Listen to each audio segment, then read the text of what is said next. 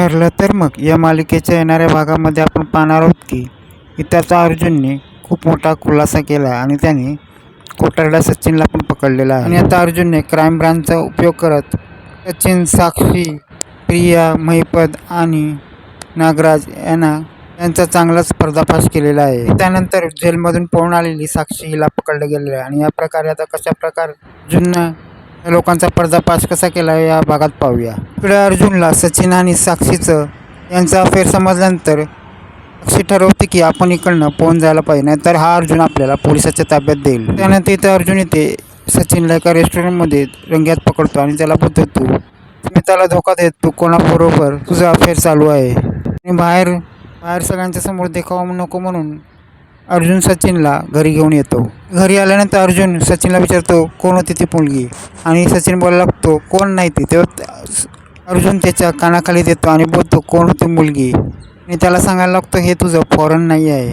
अर्जुन सांगायला लागतो काय झालं तरी पण मी या गोष्टीला मान्यता देत नाही. तेव्हा इथे सचिन त्या मुलीचं नाव समीरा असं सांगतो. त्या टायमाला अर्जुन त्याला बोलतो तू तिचा फोटो दाखव. त्या टायमाला गडबडलेला सचिन बोलायला लागतो की माझ्याकडे तिचा फोटो नाही आहे, गाडीत मोबाईल राहिला त्याच्यात तुला फोटो दाखवतो. इकडे नागराज घरी आला आणि त्या टायमाला सुमन त्याला बोलते तुम्ही कुठे गेलास, आणि त्या टायमाला नागराज तिच्या अंगावर चिडून जातो. त्या टायमाला सुमन त्याला उलटं उत्तर देत सायलीने सांगितल्याप्रमाणे ती वागत राहते. सुमन नागराजला सांगायला लागतात की मी माझ्यावर हात उचलला तर गाठ माझ्याशी आहे.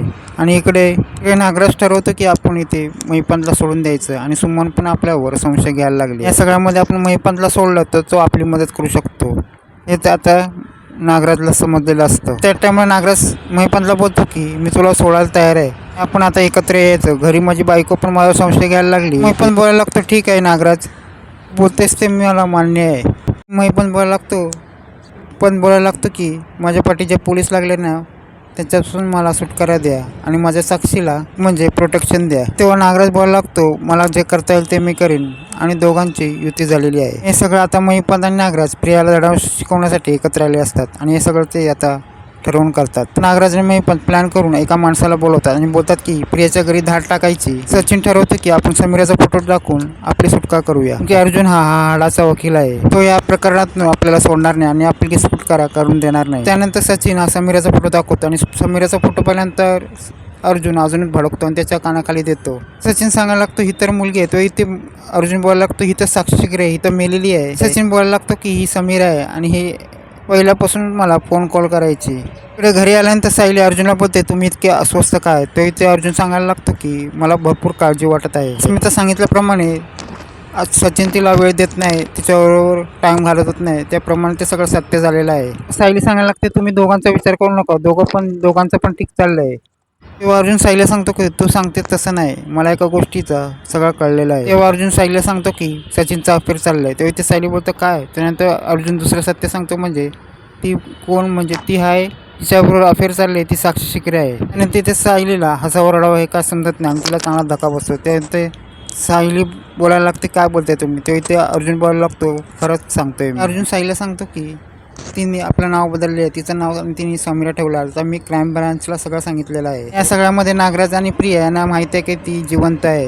अर्जुन सायलीला सांगतो की या सगळ्यांचा आपल्याला शोध घेतला पाहिजे. आता दुसऱ्या दिवशी क्राईम ब्रांचची माणसं आलेली असतात आणि ते अर्जुनला सांगतात की तुम्ही सांगितल्याप्रमाणे सगळं खरं आहे. अर्जुनने सांगितल्यानुसार क्राईम ब्रांचची माणसं तिकडे गेली होती, त्याप्रमाणे त्यांना समजतं की साक्षी शिकरे ही जिवंत आहे. तेव्हा प्रताप बोलायला लागतो हे काय चाललंय.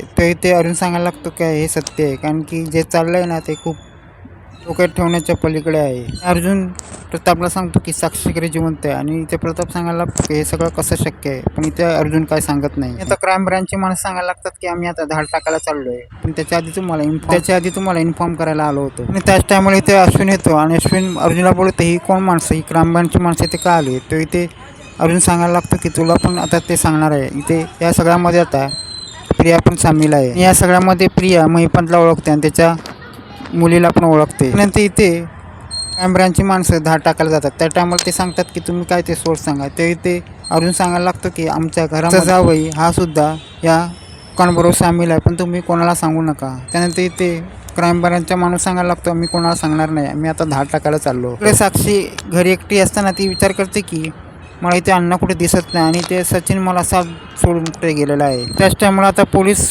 आतमध्ये शिरले आहेत आणि क्राईम ब्रांचची माणसं पण आतमध्ये शिरली आणि आता साक्षीला अटक झालेली आहे. या सगळ्यामध्ये साक्षीला अटक झाल्यानंतर साक्षी चांगलेच दाण आणलेले आहेत आणि साक्षी त्या पोलिसांनी पकडलेला आहे. इतके दिवस मारायचं नाटक करून साक्षीने स्वतःचा लूक बदलून इकडे तिकडे लपलेली होती. आता चांगलेच पोलिसाच्या ताब्यात आलेली आहे. आता साक्षीला सचिनशी मैत्री करून खूप महागात पडलेला आहे. आता हे सगळं महिपातला आणि नागरातला समजल्यानंतर त्यानंतर नक्की नेमकं पुढे काय घडणार हे पुढे मालिकेत पाहणं रंजकच होणार आहे.